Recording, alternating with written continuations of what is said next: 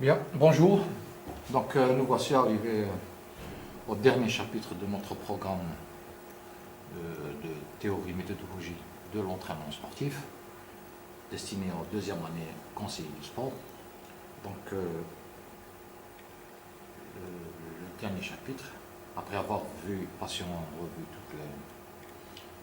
tout le reste du programme,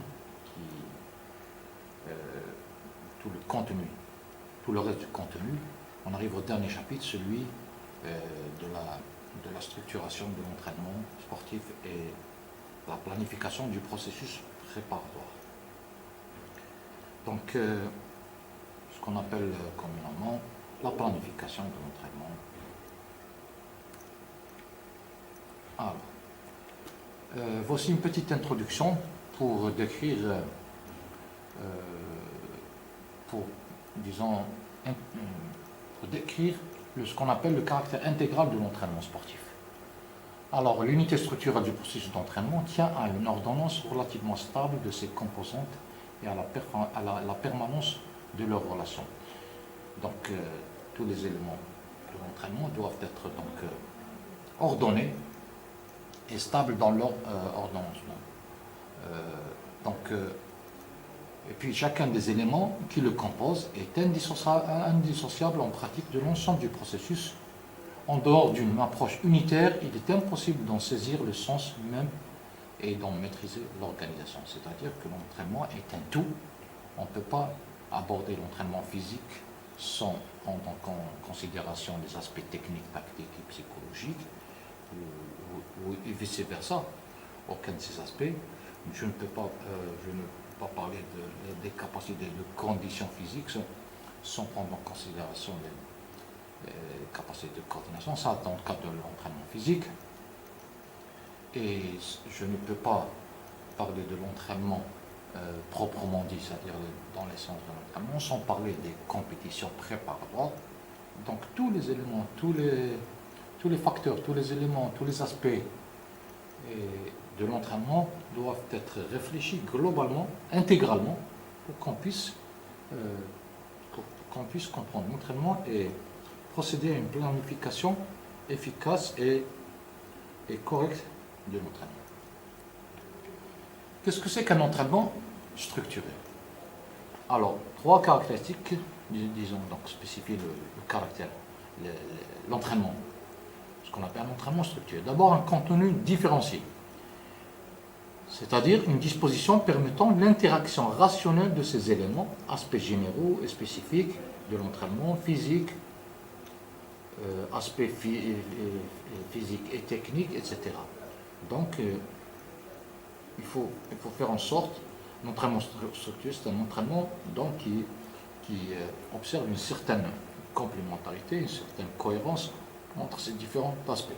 Les aspects généraux et spécifiques et les différents aspects préparatoires, c'est-à-dire entraînement physique, technique, tactique, psychologique, etc. Deuxièmement, une charge modulée.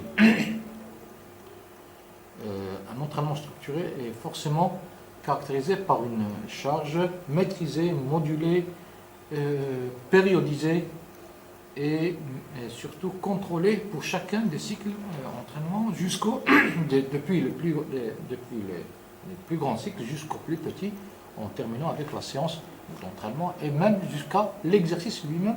La charge doit être maîtrisée, contrôlée et modulée à chacun de ces éléments, enfin de ces éléments, oui, de l'entraînement. Donc des corrélations quantitatives évidentes entre les paramètres des charges, volume et intensité, et leur répartition entre l'entraînement et la compétition. D'abord, contrôler la charge, moduler la charge, ça veut dire une répartition entre les différents facteurs ou les différentes composantes de la charge, un dosage rationnel optimisé entre les différentes composantes de la charge, telles qu'on les a vues la dernière fois, le volume, l'intensité, l'intervalle de repos et la nature de l'exercice lui-même.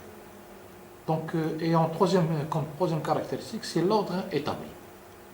Un ordre établi, c'est-à-dire une ordonnance bien définie des étapes, séances, phases, périodes et cycles qui jalonnent l'évolution du processus à travers le temps. Quand on dit ordre établi, c'est-à-dire répartition dans le temps. C'est-à-dire un entraînement structuré, c'est un entraînement qui est différencié entre ces différents éléments dans son contenu. C'est un entraînement dont la charge est modulée, maîtrisée. C'est un entraînement qui est réparti dans le temps. Voici ce qu'on appelle un entraînement structuré. Alors, il y a deux approches structurelles de l'entraînement. Il y a l'approche, la structure statique et la structure dynamique. Qu'est-ce qu'on entend par la structure statique? Alors, la structure statique, l'examen de la structure de l'entraînement sous l'angle statique amène à considérer isolément chacun des éléments de l'entraînement, phase, période ou cycle, pour étudier la composition de la séance correspondante. Dire par exemple que le rapport de l'entraînement physique général au spécifique est de 1 pour 2, ou que la proportion de la charge d'entraînement à la force, par exemple, doit représenter tant ou tant % du volume total de la charge, revient à aborder la structure de l'entraînement sous son angle ou sous son aspect statique. Ça, c'est une quantification rigide. C'est pour ça qu'on appelle ça, c'est l'approche statique de l'entraînement. Par contre, en revanche, lorsqu'on évoque l'ordre d'alternance indispensable des séances d'entraînement et du repos au cours des microcycles, lorsqu'on s'intéresse à la distribution des charges dans le temps et à la séquence des phases ou des périodes du processus, ceci constitue une approche dynamique de la structure de l'entraînement. Voilà donc les deux angles qui mènent, ou bien les deux orientations qui doivent guider le processus, ou bien l'opération, plutôt c'est l'opération qui doit guider la conception de la planification de l'entraînement, la structuration de l'entraînement et sa planification. Les niveaux structurels de l'entraînement. L'entraînement, bien sûr, il est depuis son aspect global, général, jusqu'au détail du contenu. Donc, il est structuré sur 3 niveaux, sur 3 étages. Ces étages, ou 3 niveaux, on va dire. Alors, d'abord, le niveau microstructurel, c'est-à-dire lorsqu'on s'intéresse à la structure d'une séance d'entraînement ou d'un cycle court, c'est-à-dire un microcycle correspondant à quelques semaines ou à une semaine. Donc là, c'est le niveau microstructurel. Lorsqu'on passe à au niveau supérieur, c'est-à-dire le niveau mésostructurel, là, on s'intéresserait aux structures des mésocycles, ce qu'on appelle les mésocycles eux-mêmes, qui sont eux-mêmes formés par la réunion de plusieurs microcycles. Plus globalement, le niveau macrostructurel, lui, s'intéresse au grand cycle, c'est-à-dire de l'entraînement. Le grand cycle, c'est la structure des macrocycles ou cycles d'entraînement lents, annuels et semi-annuels, annuels et pluriannuels. Là, lorsqu'on parle des objectifs de saison, des objectifs préparatoires et compétitifs sur une saison ou bien sur un macrocycle, c'est-à-dire soit une demi-saison, soit une saison, ou bien sur plusieurs années, là on est dans le niveau macrostructural, c'est-à-dire que l'entraînement se planifie tout autant sur un cycle olympique que sur une saison, sur une demi-saison, sur une période moyenne, c'est-à-dire 1 mois à 6 semaines, de 2 à 6 semaines, c'est au niveau mésostructurel, mais aussi au niveau microstructurel, sur une semaine, voire sur une journée d'entraînement, ou bien sur une séance d'entraînement, et même dans les différentes parties de la séance, qui sont elles aussi appelées à être planifiées.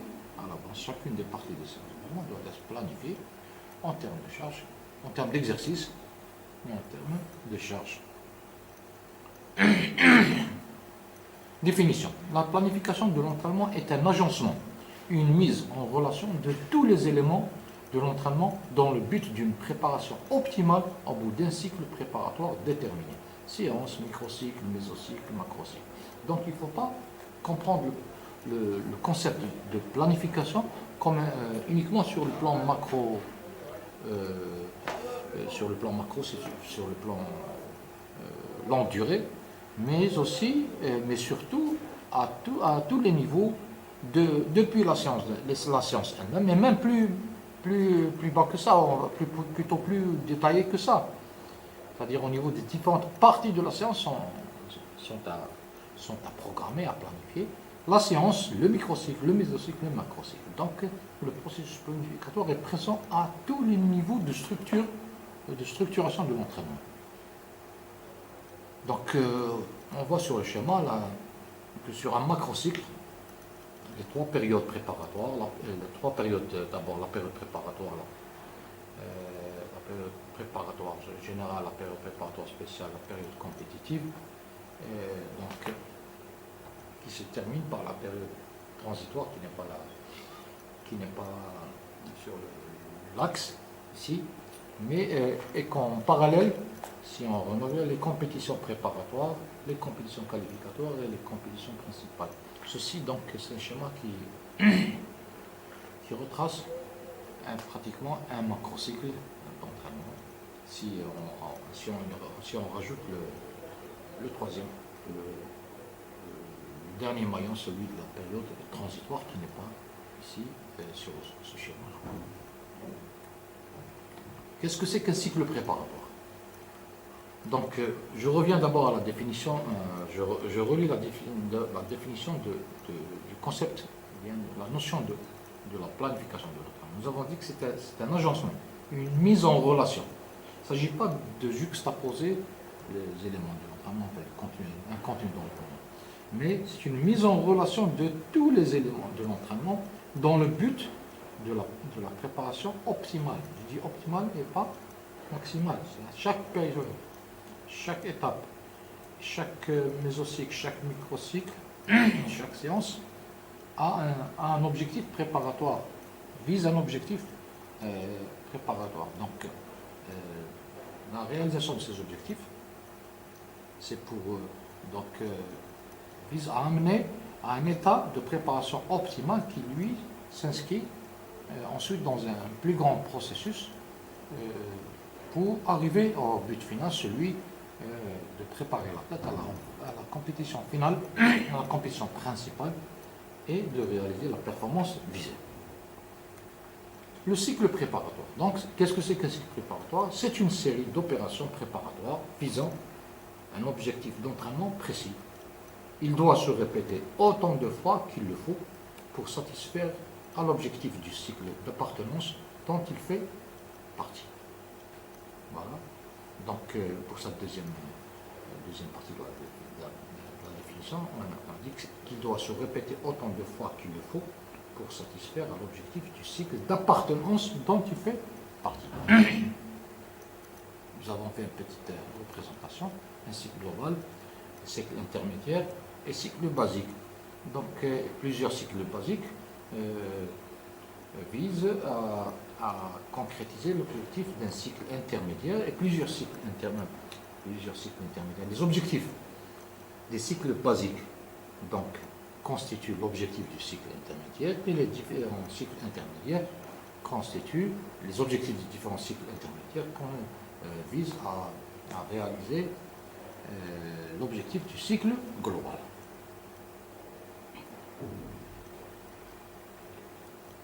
Abordons à présent donc l'entraînement tel qu'il a été présenté à travers les trois niveaux de sa structuration. Donc l'entraînement, donc le niveau microstructurel, mésostructurel et macrostructurel. Aujourd'hui, on commence par le niveau microstructurel. Bien. Alors, la séance d'entraînement. Définition et caractéristiques. Qu'est-ce que c'est qu'une séance d'entraînement? Donc, nous avons dit que le niveau microstructurel, ça concerne la séance d'entraînement et le microcycle. Commençons par la séance d'entraînement. Alors, la séance d'entraînement, donc définition, c'est le plus petit cycle préparatoire constituant le processus préparatoire sportif. C'est un cycle, pourquoi? Parce qu'il se répète. La séance d'entraînement se répète, soit plusieurs fois par jour, ou par semaine, ou par microcycle. Donc c'est pour ça que c'est un cycle. Par contre, on parle de partie de la séance, parce qu'elle ne se répète pas, la partie préparatoire, la partie principale et la partie finale. Durant la séance, elle ne se répète pas. Donc on ne peut pas parler On parle de partie de la séance et non pas de cycle. Donc, la périodisation, le caractère cyclique des différents moyens de la planification commence au niveau de la séance, la séance d'entraînement peut être considérée comme étant un cycle, mais les différentes parties de la séance ne peuvent pas être considérées comme étant des cycles, puisque ce sont des parties qui ne se répètent pas pendant la séance, bien sûr. Les caractéristiques d'une séance d'entraînement. Alors, partie intégrante d'un microcycle. Elle est toujours partie intégrante d'un microcycle donné. Chaque séance s'effectue en liaison avec la précédente et la suivante, en vue de la réalisation de l'objectif du microcycle de rattachement, tel qu'on a dit tout à l'heure. Son objectif, son contenu et sa structure sont définis et établis compte tenu de 4 facteurs. D'abord, l'objectif du microcycle dans lequel elle intervient, le nombre total de séances prévues, le volume global des charges et modalités de l'alternance charge-repos au cours du microcycle. Et les modalités d'alternance charge-repos au cours du microcycle. La séance d'entraînement comme plus petit cycle préparatoire. Alors, restons dans la séance préparatoire et essayons d'illustrer à travers ce tableau. Donc, tout en bas, on voit que plusieurs séances d'entraînement constituent un microcycle et plusieurs microcycles constituent un mésocycle et plusieurs mésocycles constituent un macrocycle. Typologie des séances d'entraînement. Toutes les séances ne se ressemblent pas, diffèrent notamment selon leur contenu ou bien selon l'impact sur l'état d'entraînement. Examinons maintenant les différents types de séances selon leur contenu. Il existe 2 types de séances, la séance à contenu homogène et la séance à contenu hétérogène. Alors pour ce qui est de la séance à contenu homogène, l'effet d'entraînement soit la séance à contenu homogène vise, elle est caractérisée par un effet d'entraînement maximal concernant bien sûr un aspect ou bien un objectif bien précis. La phase principale de la séance est consacrée à un seul type d'activité motrice. La phase, c'est-à-dire la partie principale, la partie principale de la séance, elle est généralement consacrée, elle doit, dans les séances à contenu homogène, les séances homogènes, donc sa partie principale est consacrée à un seul type d'activité motrice. La phase préparatoire comme la phase finale viennent nettement à l'appui de la phase principale et lui sont organiquement subordonnées par le contenu, la structure et même la durée. C'est-à-dire même les phases, ou bien les parties, ici c'est marqué les phases, mais les différentes parties de la séance, c'est-à-dire la partie initiale et la partie finale, viennent en appui direct par rapport au thème ou bien à l'objectif de la partie principale. Voici ce qu'on appelle une séance à contenu homogène. Par contre, la séance à contenu hétérogène, elle, son effet d'entraînement est aléatoire, puisqu'elle vise plusieurs objectifs. On peut viser plusieurs objectifs, ce qui n'est pas ce qui peut être recommandé, parce que ce qui est recherché parfois par les entraîneurs. Nous rappelons ici qu'il ne s'agit pas de dire quel est le meilleur type de séance. Toutes les séances se complètent, elles sont plus ou moins nécessaires en fonction des objectifs, du contexte, des athlètes, de l'état de préparation ou du niveau de préparation auquel nous sommes parvenus.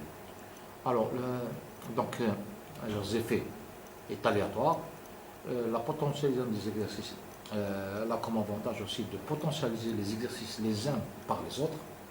Alors aussi comme avantage l'effet de repos actif, le fait de travailler plusieurs aspects, ça constitue en même temps du travail, mais aussi du travail et du repos actif. Le fait d'aborder 2 ou plusieurs aspects très différents dans une séance, ça peut favoriser ce qu'on appelle le repos actif. L'absence de monotonie, ça aussi c'est un avantage des séances à contenu hétérogène. Et puis elles sont indispensables, notamment au début de la période préparatoire, très utilisées en période préparatoire. Par contre, les séances à contenu homogène, elles sont très utilisées pour la période préparatoire spécifique, spéciale ou spéciale. l'étape spéciale, dite spéciale, ou bien compétitive, ou bien la période compétitive. Typologie des séances d'entraînement, alors selon leur impact sur l'état d'entraînement. Donc selon leur impact, nous avons des séances, des séances de type principal et des séances de type complémentaire. La séance principale, donc le travail d'entraînement de base est effectué pour l'essentiel au cours des séances principales, caractérisé par un volume des échanges, bien des charges, pardon, un volume des charges accru et des exigences importantes au plan moteur, doivent en principe s'accompagner de phases de récupération prolongée. Donc l'entraîneur est libre de structurer ces séances, de donner un caractère aux séances selon le critère d'homogénéité ou d'hétérogénéité, ou bien selon le critère d'importance, en distinguant ces séances en séances principales et séances complémentaires. Alors, ça c'est pour la séance principale. Pour la séance complémentaire, elles interviennent généralement en appoint. Leur fonction consiste en l'intensification de l'effet immédiat de la séance principale par production d'un phénomène de surcompensation, le renforcement de la récupération, le travail sur les aspects partiels de l'entraînement qui ne sont pas d'importance immédiate, maintien du niveau de préparation physique, tel que le maintien du niveau de préparation physique ou de certains de ces paramètres durant la phase de préparation spécifique, prévention de la régression de la souplesse par exemple, pendant un entraînement intensif à la force. Leur structure varie aussi dans d'assez vastes proportions. Voici donc pour la typologie des séances d'entraînement. Voici donc pour ce qui est du plus petit cycle préparatoire, celui de la séance d'entraînement.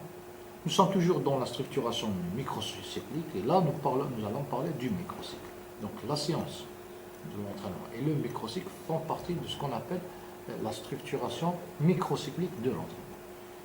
Alors, définition, qu'est-ce que c'est qu'un microcycle? Définition et caractéristiques.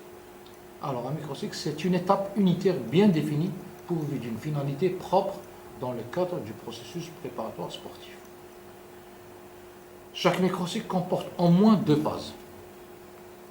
Donc un microcycle, c'est une succession de plusieurs séances d'entraînement, de 2 à 6 séances d'entraînement minimum, de 2 séances minimum jusqu'à 12 séances d'entraînement. On verra ça plus loin. Donc chaque microcycle comporte au moins 2 phases. Une phase de stimulation cumulative caractérisée par l'accumulation d'un certain degré de fatigue et une phase de récupération au repos complet ou actif. Donc un microcycle doit s'envisager sur 2 phases, la phase de stimulation et la phase de récupération. La durée minimale d'un microcycle est de 2 jours pour un pour la stimulation et un pour la récupération. Toutefois, les microcycles aussi brefs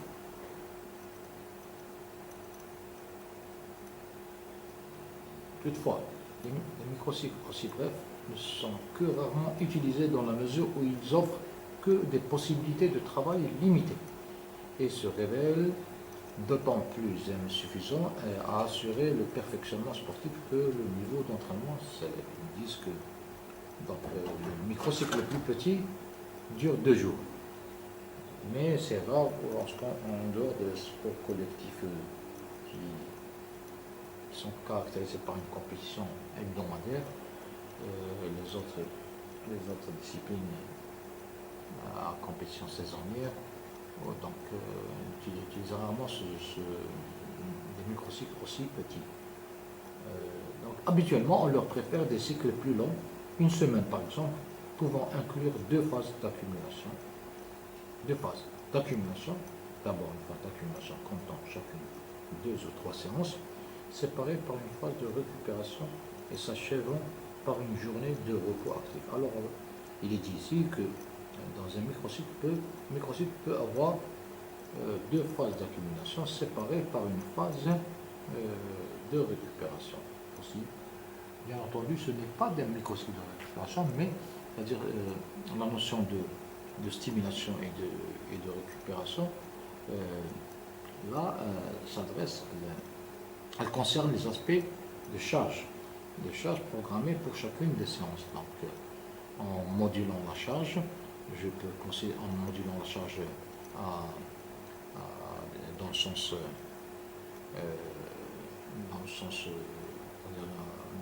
vers l'augmentation, en augmentant la charge ou en abaissant la charge, je suis dans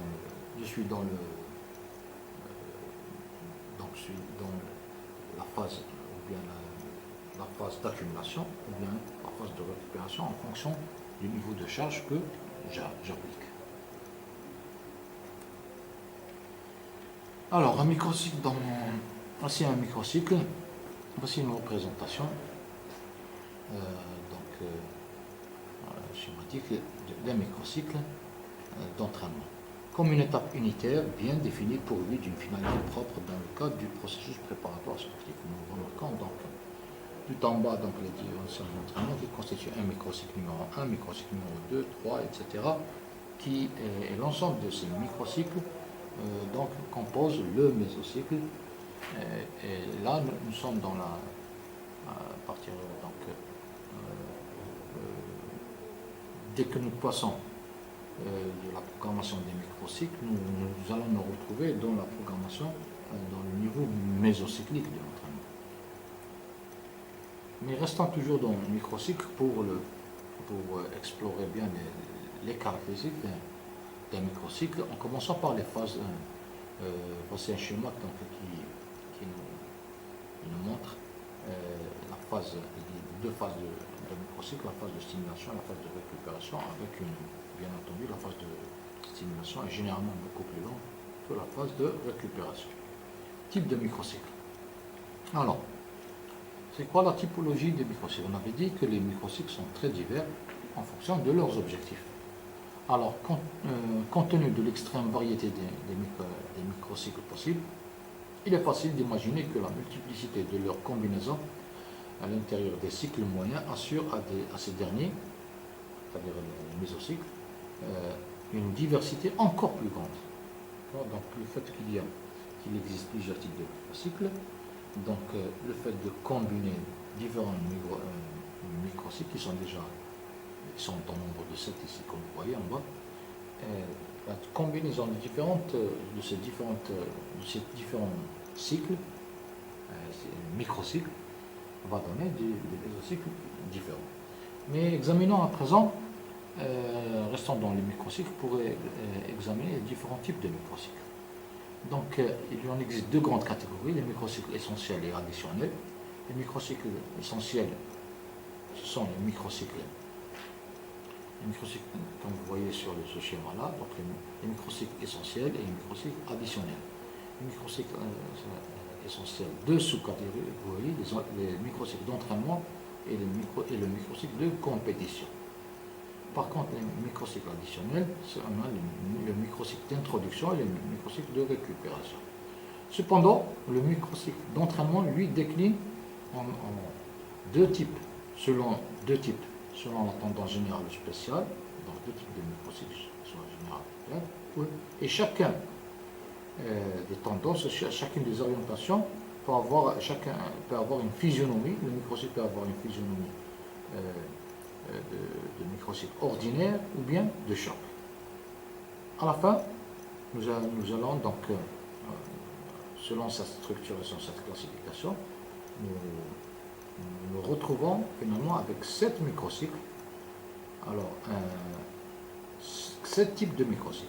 Le microcycle général ordinaire, le microcycle général de choc, le microcycle spécial ordinaire et le microcycle d'entraînement, bien sûr. Je reprends le microcycle d'entraînement général